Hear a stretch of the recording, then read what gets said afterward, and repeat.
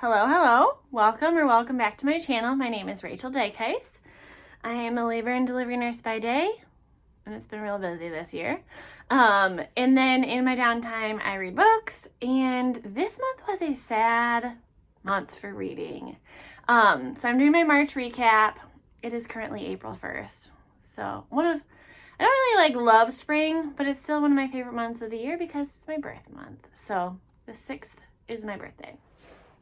Anywho, March was sad for reading, and part of that was because I was in Honduras for 10 days, and so I don't travel with physical books. When I travel, I just bring my iPad, and then I had a bunch of books loaded from the library for that, and they're just not always my favorite books. I got some from NetGalley.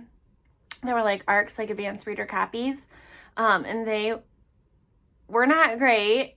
And then I feel when you just read books that you're not excited about, you just aren't excited to read.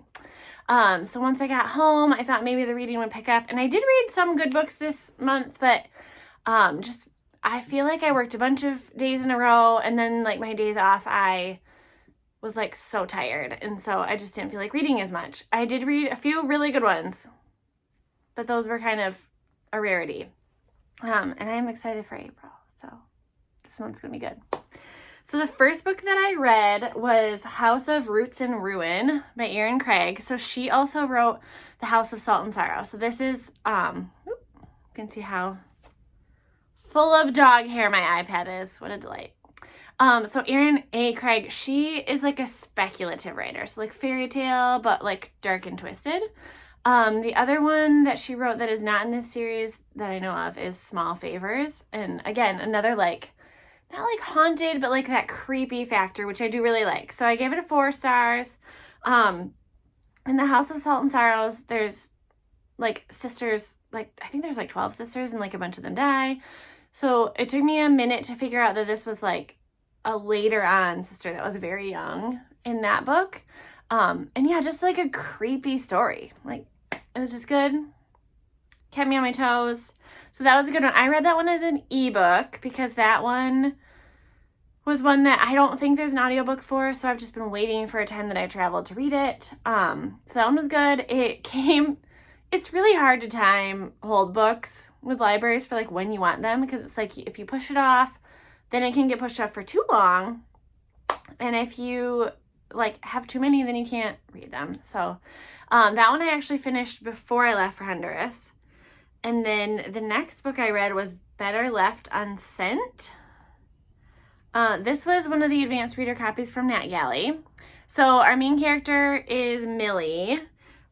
She is an administrative assistant at a company, and she apparently is a very passive-aggressive person. So she, instead of fighting with people, writes emails to them and then keeps them in an inbox at work. The premise is kind of weird. So they all get sent out, and it seemed like it was a good premise. The beginning kind of kept things moving, and then it just dragged, and I just was not a fan of this character. She kept going back to this boyfriend that was verbally abusive, and him and his girlfriend were breaking up. He is disgusting. Have some self-esteem. Meanwhile, there's this really nice guy that likes her that she just keeps blowing off for this ex-boyfriend that she has absolutely no loyalty to. So yeah, I ended up hating it. I gave it a 2 stars, mostly because it started out strong. But yeah, I can't say that I would recommend that one. So maybe not. Yeah, kind of disappointing. And that took me a really long time to get through. So I read that pretty much the whole time we were in Honduras because it just didn't make me want to read. The other thing that I listened to was Wicked Beauty by Katee Robert. This is Achilles, Patroclus, and Helen of Troy. And yes, this is a threesome situation. So very, very spicy.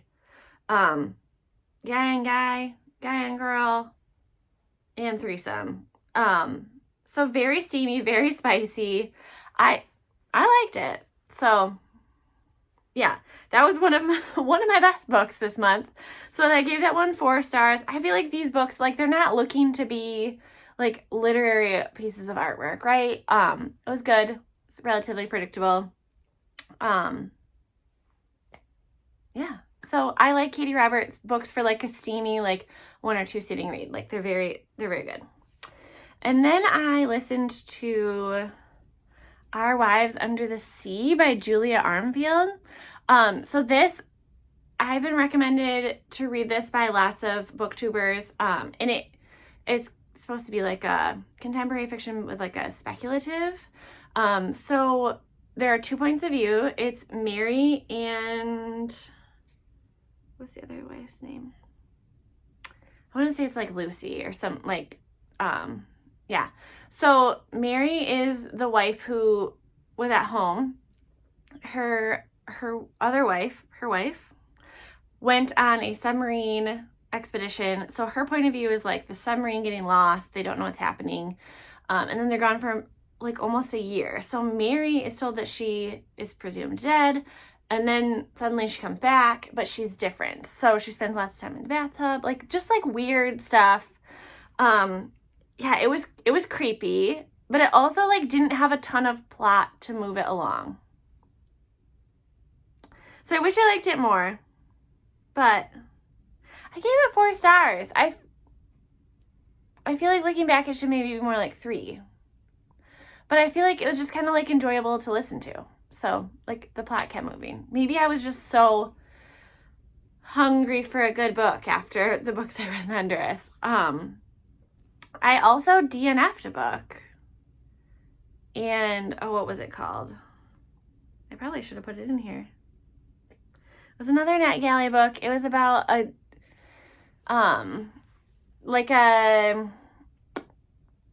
journalist from a news company, and someone died, and she's like trying to get her story. And it was so boring. I had to just stop because it was like I couldn't, and it was long enough that I couldn't just power through it. Like it was just painful. And I don't remember what it's called, but I remember there was like an outline of a dead body on the front. So don't read that one. Yeah, just don't recommend. Then I read Unmasking Autism by Devin Price. So this is a book about, it's about autism from an autistic perspective. And it was very informative, very well written. There are a lot of insights in this book that are interesting. So I highly recommend this if you have any interest in autism. I feel like it's written for an autistic person that is discovering that they're autistic, but it didn't make it like any harder of a read. There are a lot of there's worksheets and things to do in here too that were super interesting. Yeah, so I gave it 4 stars, mostly because it just didn't apply to me. Which honestly kind of surprised, because I feel like maybe I am autistic, but I'm not, according to this. So, just very interesting, and very interesting to hear an autistic's perspective, and how as neurotypical people we tend to make their lives harder just because of the beliefs that we put on them. So yeah, that was a good one.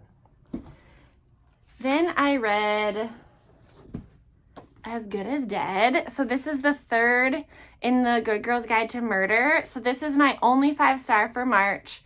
And honestly, it took me a little bit to get into it. So I was a little bit concerned that this was going to be the one book that I didn't like in this series. But it took a turn. And it was very good. So very, strong conclusion. Not where I thought we were going with this. The series is by Hallie Jackson. If you like YA and mystery, I would highly recommend this series. I would also recommend The Inheritance Games and Truly Devious. These are my 3 favorite YA series when it comes to mystery. So yeah, this is a book. So our main character is a senior in high school now. In our first book, she was solving an old murder in her town. And she's a podcast now because of it. So this book, in similar fashion, is podcast research oriented, and so it's not all just written word. I do feel like this one is a little bit less than the other ones, just because she's not actively podcasting all the time. but we have like interviews and different like case reports and things. So I recommend this series. It's very good. The whole series is good. Then I finally caught up on a little bit of book of the month. So I have, oh gosh, too many. 4. I have 4 left that I'm backlogged still. I think I have more than that. Mostly because I've gotten like extra ones. So like for April, I got an extra book. If you don't know about book of the month, I should maybe start with this. So it is a subscription. It's like $15.89 a month for this like gorgeous hardcover.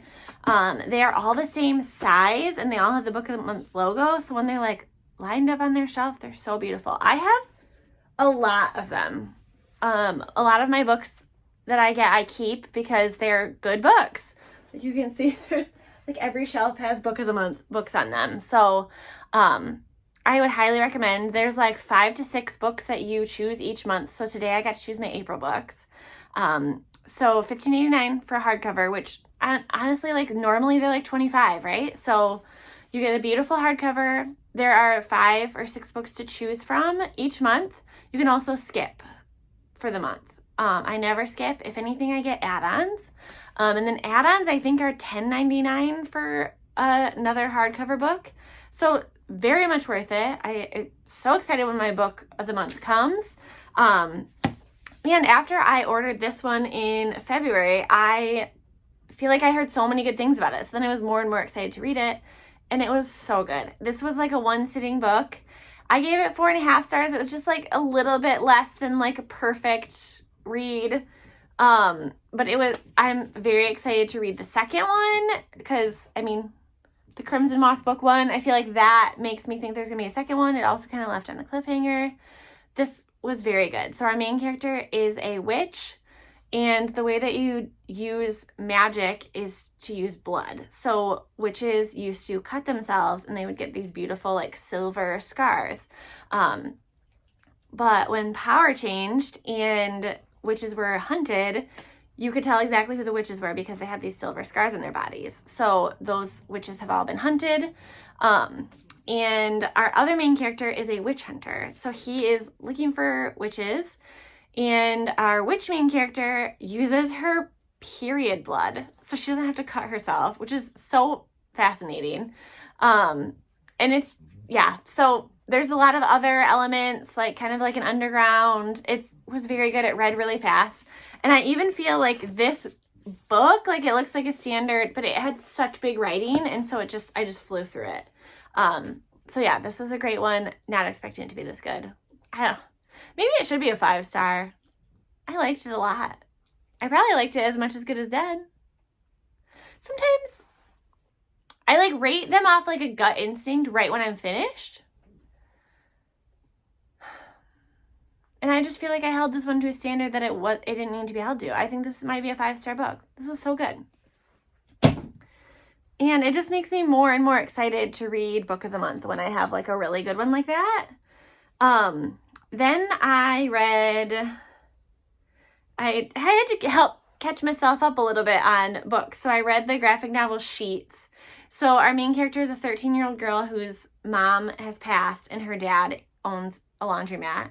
But he is very depressed, and so he's not even like coming out of his room. So she's running the laundromat, and then a ghost covered in a sheet comes into her laundromat and kind of wreaks havoc on it. But yeah, I mean, it was a cute story. It took me just like 20 minutes to read.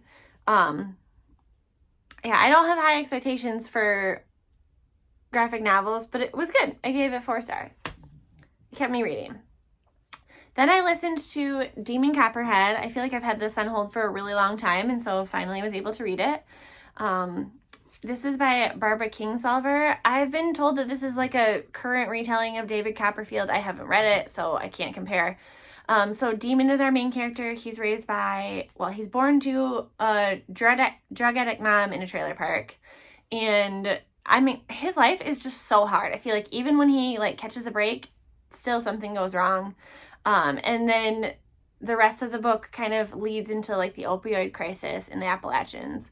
And it it was a really good book. Like, it was very well written, and even like depressing, sad. Like, I don't even like current like contemporary fiction. Like, that is not my jam. I want some fantasy, some ghosts, some horror, some thriller, some mystery. This had none of those things, but it still was such a good audiobook, and it just kept me, like, I just kept coming back to it. I wanted to know what happened to Demon. Demon was such a lovable character. Normally when people make mistakes, it just pisses me off, and so I don't like those characters. And he was just so lovable as he was like blundering through life, and yeah, I would highly recommend this book. I gave it 4 stars mostly because I just don't like contemporary fiction, but it was a very good book, and I understand why it was so popular last year. And then I listened to The Graham Effect. So part of the Buzzword Marathon, like reading challenge that I'm doing is to do, there's like a different prompt every month. So March was a title with a name in it. And this is the closest I could get. So her last name is Graham. This is Gigi Graham. I did not realize until quite far into this book that, my other favorite series by Elle Kennedy, which is it's like Briar University. So the main character in the first book, The Deal, which was like the first one I read, 5 stars, Garrett Graham, this is his daughter. So we're a whole generation down, which is wild to think about. But she is the hockey player that we are following, which is also very interesting. And then of course she has a little rival that's also a hockey player. So a little enemies to lover situation, and just like a woman being in the hockey star was refreshing after the other ones that I've read. So I gave that one 4 stars. The Steam was also very good. Loved it. Then I bought this book totally based off the cover, okay? So sue me. The Berry Pickers by Amanda Peters. This cover is beautiful. I love blueberries. This makes me just think of July in Michigan. It's so beautiful. Love to pick berries. It's like I try to do it multiple times in the month because I love it so much. And this cover is just gorgeous. And I knew that this story was about a migrant worker child going missing. The book ended up being very different than what I thought it was going to be. So again, it's like a contemporary fiction. It is not told as a mystery, which I thought it was going to be. I gave it 4 stars, mostly because I don't like the genre, but it was still a very good book. It still kept things moving. So our main characters are Native Americans from Nova Scotia. I guess American natives. I guess they're from Canada. Anyway, they migrate down to, I believe, Maine to pick berries in the summer. And we have 2 main characters. One of them is the girl who is stolen, and the other is the brother who is 6 years old at the time that she was 4 years old. And so just the things that have happened to this family in the time since, and yeah, the circumstances behind it. It was very well written. It moved well. I really liked this book. But again, if you're looking for a thriller or a mystery, this is not it. Because it's kind of told like past tense, not in a thrilling way. But still very good. Then I listened to Perelandra, which is, if you haven't heard it before, don't be surprised. I had not heard of it either. Even though I love C.S. Lewis and have a tattoo of one of his quotes on my body. So where the Chronicles of Narnia is like fantasy, Christian allegory, this is the cosmic trilogy. So our first book is Out of the Silent Planet, which I found very interesting. They are a Christian allegory as well, but science fiction. So our main character in the first book goes to Mars and interacts with different species there. In Perelandra, the same main character goes to Venus. It's like part of a mission that he sent on. While he's there, we have kind of an allegory for the garden and the serpent, and like him asking, like, did God really tell you not to eat from the tree? So that part was very interesting, but the audiobook itself was not. Like, I listened to it. It wasn't even that long of a book, and it felt long, you know?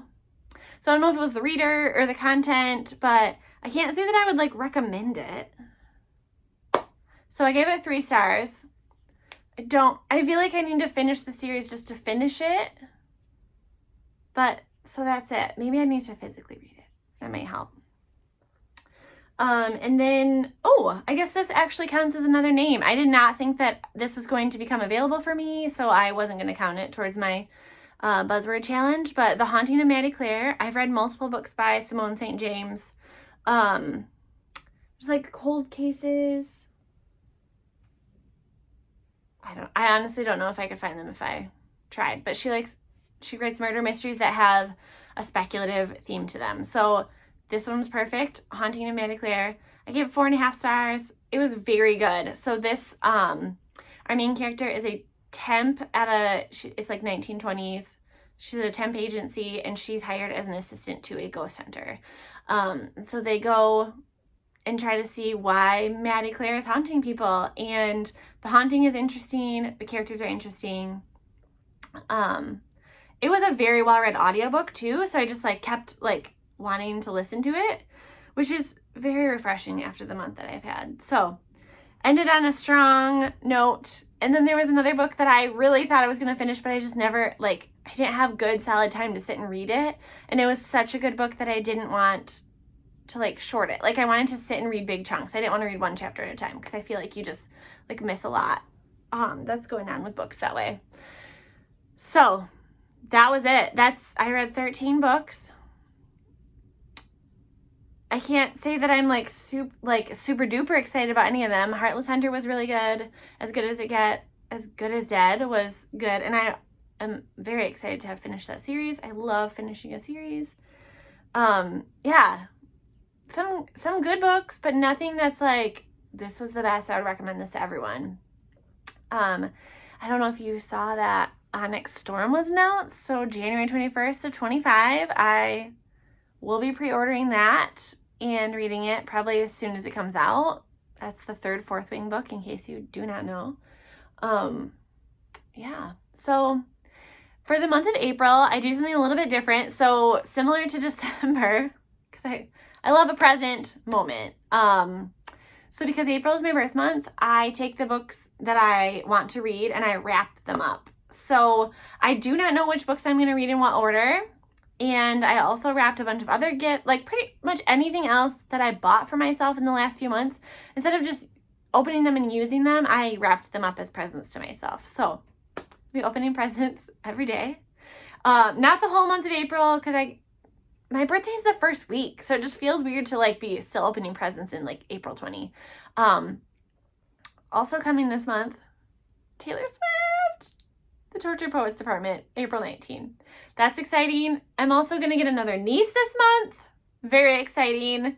And just hoping to get some more sunny days. So can't wait to read some April books. I know that the books that I wrapped for the month are books that I really wanted to read. Also, Funny Story by Emily Henry is coming out April 9th. So that should be coming to my house because I pre-ordered it already. I think there was another one. I think there was a Leigh Bardugo book coming out. So very excited. It's going to be a great month for reading. March was a little sad. We're going to amp it up in April. All right. See you at the end of April.